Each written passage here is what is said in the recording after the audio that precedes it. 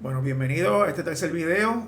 Soy el profesor Heriberto Marín de la Escuela de Grado de Salud Pública del Recinto de Ciencias Médicas de la Universidad de Puerto Rico. En este tercer video vamos a seguir explicando eh, ¿no? por qué es que entendemos que no solamente desde el punto de vista de salud pública, sino desde el punto de vista económico se justifica y es necesario que establezcamos en Puerto Rico un Seguro Nacional de Salud. Ya en los primeros dos videos hemos tenido la parte de la Nación de Salud Pública y hemos hablado sobre la situación de la población sin seguro de salud en Puerto Rico. En este tercer video queremos enfocarnos en la parte de la economía de Puerto Rico, el gasto personal en servicios de salud y el desempeño económico de la industria de seguro de salud en Puerto Rico, específicamente dentro del periodo del 2017 a el 2021. Ustedes se preguntarán, bueno, ¿por qué ese periodo en particular, el 2017-2021? Y es porque en ese periodo, que son los últimos 5 años para los cuales tenemos datos, ustedes saben que han ocurrido múltiples, ¿verdad?, eventos muy importantes y significativos en la historia de nuestra patria, de Puerto Rico, empezando con la quiebra del gobierno de Puerto Rico, el establecimiento de la Junta de Control Fiscal, y con todo lo que eso ha implicado, el huracán María en el año 2017 y toda la destrucción y muerte que trajo a nuestro país. Luego, a finales del 2019, principios del 2020, los terremotos que hubo, particularmente en el área suroeste del país. Y en marzo del 2020, la pandemia del COVID-19 que afectó al planeta entero, ¿no? Y eso ha tenido unos efectos, unos impactos increíbles sobre la economía de Puerto Rico, sobre el estado de salud de la población, sobre el sistema de salud, ¿verdad? Y que en general sabemos que han sido bien detrimentales. Así que por eso nos enfocamos en este periodo y la fuente de datos que hemos utilizado para la presentación que les voy a hacer son fuentes de datos públicos. Salen del apéndice estadístico al informe económico del gobernador de 2022 que prepara la Junta de Planificación y los informes anuales de la Oficina de Comisión de Seguro de Puerto Rico, los informes que produce la propia oficina y los informes que someten la aseguradora a la Oficina de Comisión de Seguro. ¿Okay? Dicho esto, entonces vamos específicamente a la parte de la economía de Puerto Rico. Aquí lo que hicimos fue que miramos, ¿okay?, para este periodo de 5 años, cuál fue el desempeño de la economía de Puerto Rico en términos del Producto Interno Bruto y del consumo personal, ¿no?, en servicios de salud, ¿no? Pero para utilizar, ¿verdad?, los propios datos de la Junta de Planificación, utilizamos en este caso los años fiscales, los años naturales, pues como lo reporta la Junta. Y lo otro fue que ajustamos por la población, por el tamaño de la población, al calcular los números de manera per cápita y también por la inflación, al ajustar, ¿verdad?, por el aumento de los precios, utilizando precios, ¿verdad?, constantes de 1954. ¿Okay? Y entonces esto es lo que vemos. Fíjense aquí cómo el PIB per cápita de Puerto Rico, ¿verdad?, fue de 2.941 en el 2017, ¿verdad?, llegó a 3.014 en el 2019 y luego bajó a 2.819 en el 2021.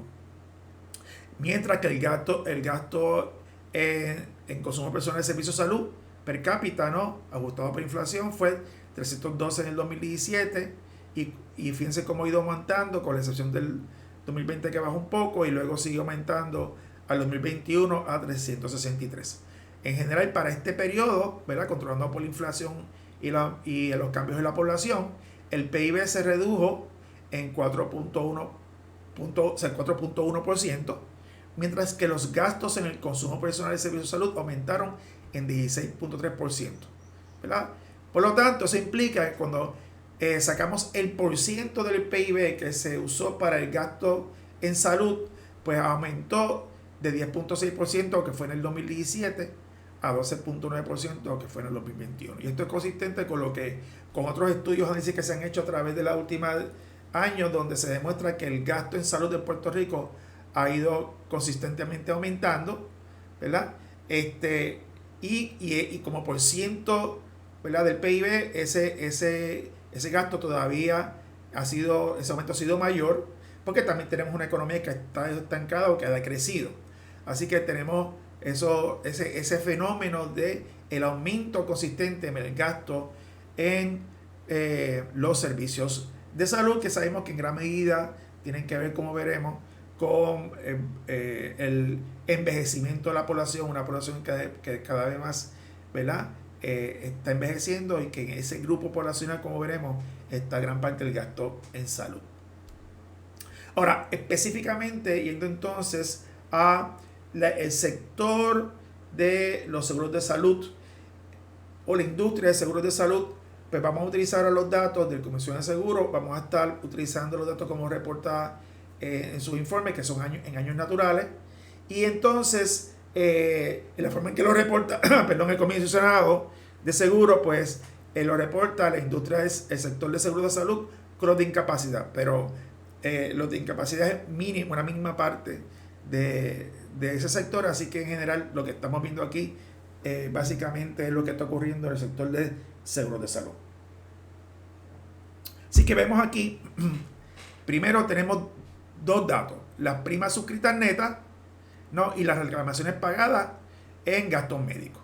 Así que la columna, ¿verdad?, un poquito más anaranjada, bueno, realmente es roja, pero un poquito más clarita, corresponde a las primas netas suscritas, ¿verdad?, durante el periodo, y la barra más oscura corresponde a el gasto médico.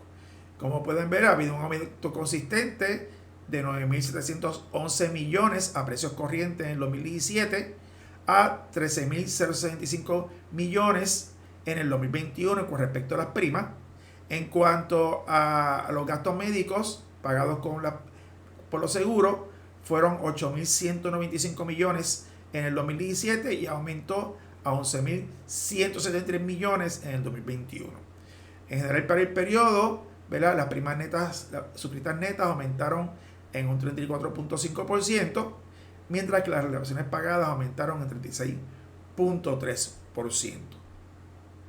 O sea que tenemos un sector de seguro de salud que ha ido aumentando consistentemente, ¿no?, en términos del volumen de negocios durante este periodo, aún a pesar de todo lo que ocurrió en el país.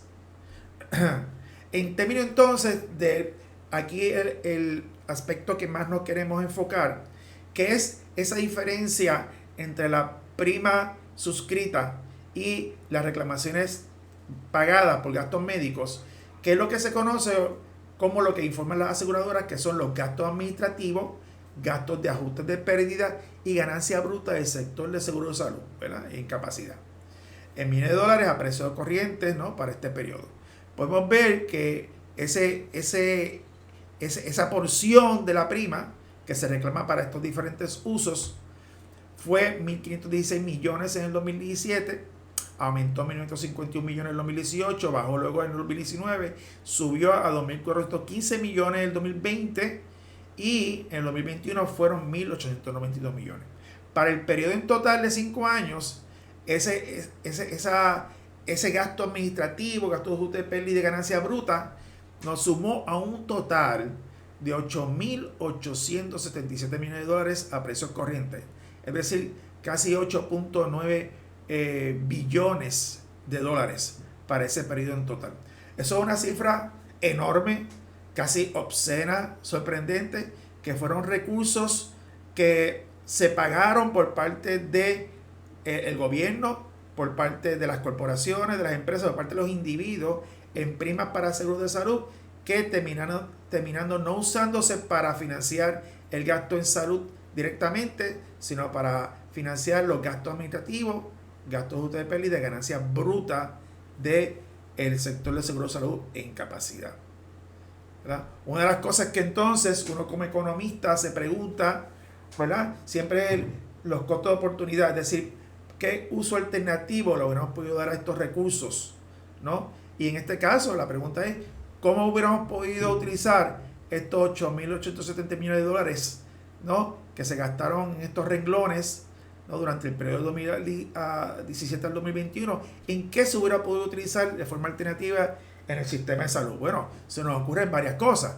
Hubiéramos podido aumentar las tarifas y pagos a los proveedores y profesionales de la salud y saldar o disminuir sus deudas en préstamos estudiantiles, de manera tal que hubiéramos podido lograr aumentar sus ingresos y que muchos de estos profesionales que se han ido en este periodo o que han dejado inclusive ser retirado o han dejado hasta de recibir planes médicos estuvieran en Puerto Rico ofreciendo sus servicios, ¿verdad? Y hubiéramos podido contribuir a reducir ese éxodo de profesionales de la salud. Hubiéramos podido quizás también aumentar la cobertura de servicios de los planes médicos para que cubrieran más servicios que ahora no se cubren o en mayor nivel. Reducir los deducibles y copagos a los asegurados, es decir, lo que sale del bolsillo de la gente cuando utiliza un servicio.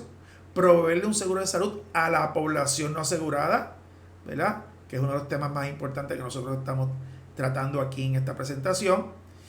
Hubiéramos podido fortalecer la red de atención de salud primaria y para esto, para ese mismo periodo del 2017 al 2021, los 21 centros de 30 existentes en Puerto Rico, que son, como ustedes saben, son centros de salud primaria que en parte son financiados con fondos federales, tuvieron un costo anual promedio de operación de 16.3 millones y un promedio de 18.743 pacientes que fueron atendidos por cada uno de estos centros y sus clínicas satélites. Si cogemos este número de referencia, ¿verdad? Para ese periodo de 2017 al 2021, hubiéramos podido financiar la operación de 109 centros de 30 adicionales o expandir la operación de los centros existentes que hubieran podido atender e impactar a 2.042.987 personas y o pacientes adicionales anualmente a través de todas las islas. Esto es un dato que para mí es impactante. Otro uso alternativo, como no puedo darle a esos 8.877 millones de dólares, sería aumentar la inversión en programas, servicios e intervención de salud pública dirigida a la promoción y educación de la salud, prevención y a la preparación para emergencias y desastres del sistema de salud. Es decir, que ¿verdad? Teóricamente podemos decir que todos estos recursos, ¿verdad?, tenían un posible uso alternativo, que al no usarse en esos usos alternativos más relacionados a la parte de la salud, tienen un costo de oportunidad para nuestra sociedad y para el sistema de salud. Claro, estamos conscientes que no era posible utilizar todos esos dineros para esos usos, porque siempre hay que dejar una parte para que las aseguradoras puedan administrar y gerenciar los seguros de salud, ¿verdad? Pero yo creo que es importante que hagamos este ejercicio. ¿Ok?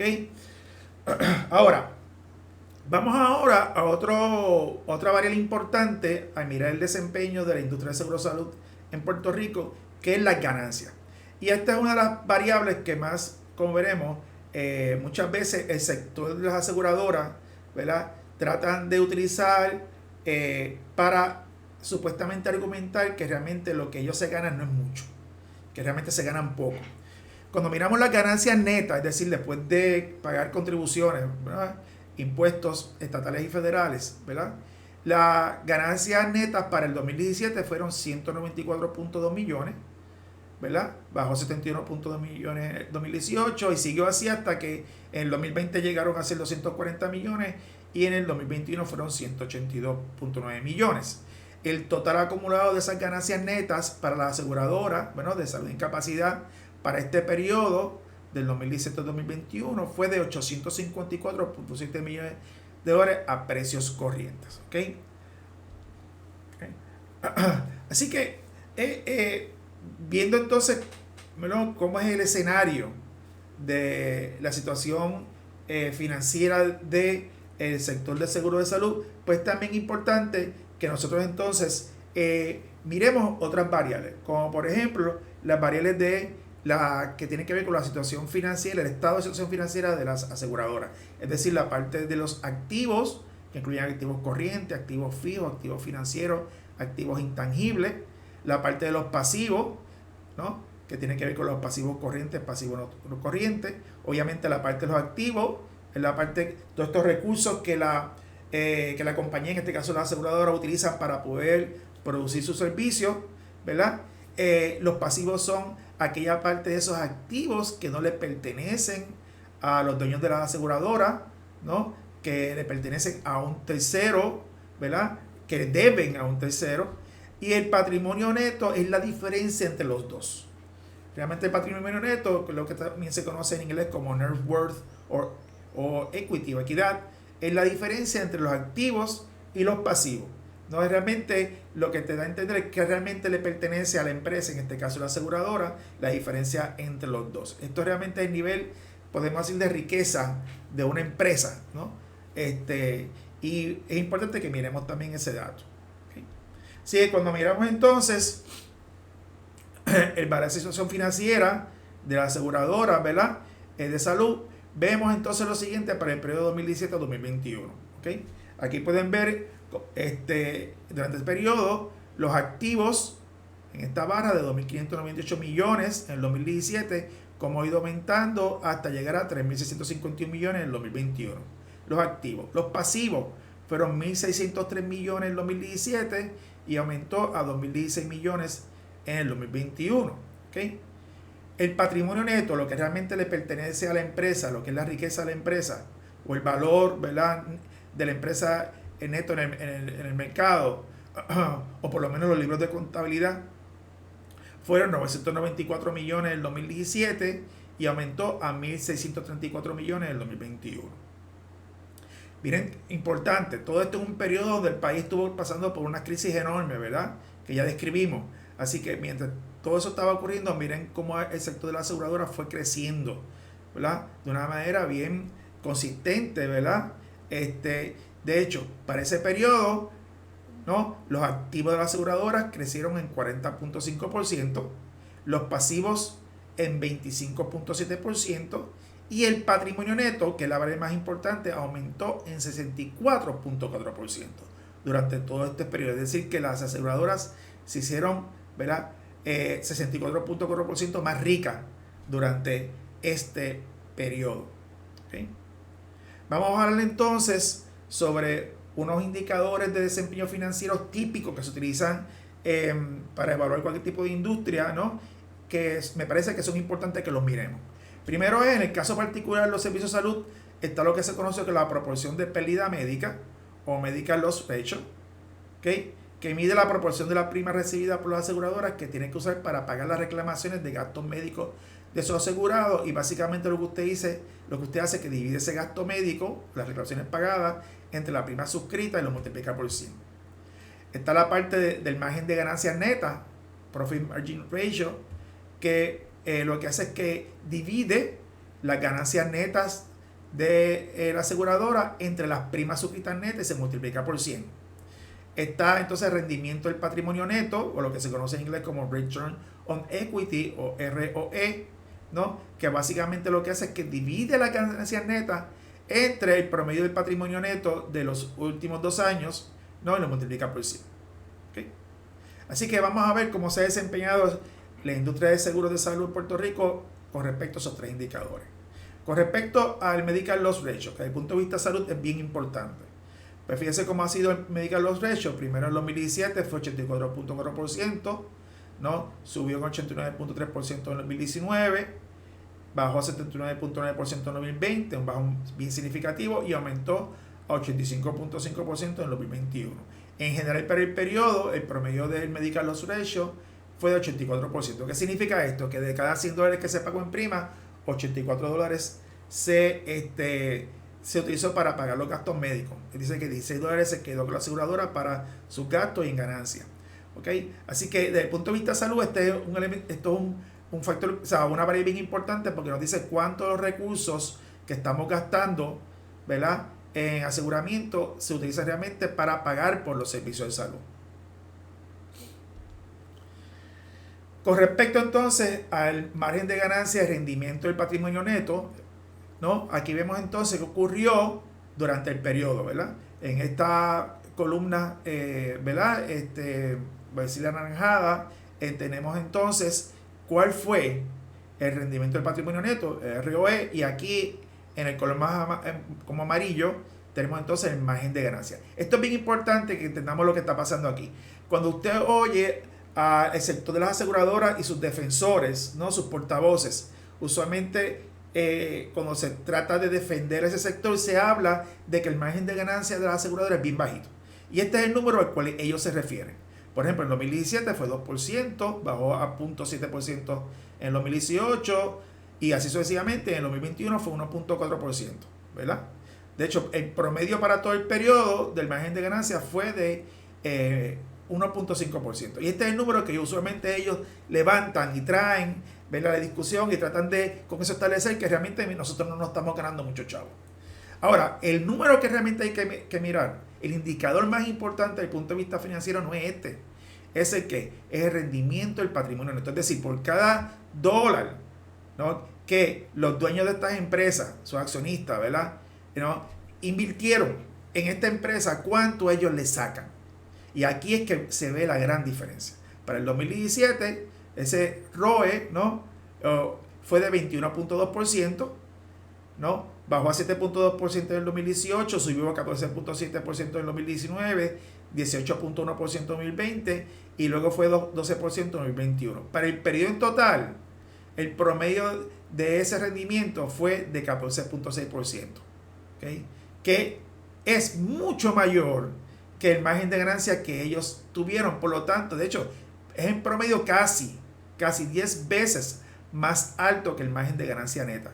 Así que este es el número que realmente nosotros tenemos que mirar cuando queremos saber cuán rentable es la industria de seguro de salud en Puerto Rico. No es este, ¿okay?, es este, y combinado con lo que vimos ya del crecimiento en el patrimonio neto y el medical loss ratio, que obviamente todos están relacionados. Así que vamos a dejarlo aquí en este primer video, ¿verdad? En el próximo video quiero entrar con ustedes a discutir ya, a entrar a discutir la estructura de mercado del sector de seguros de salud en Puerto Rico, y para entender cómo se comportan los diferentes mercados de seguro y también ver estos indicadores para esos mercados. Así que lo dejamos en este video y los veo entonces en el próximo video, que es el video cuarto. ¿Okay? Así que muchas gracias por su atención.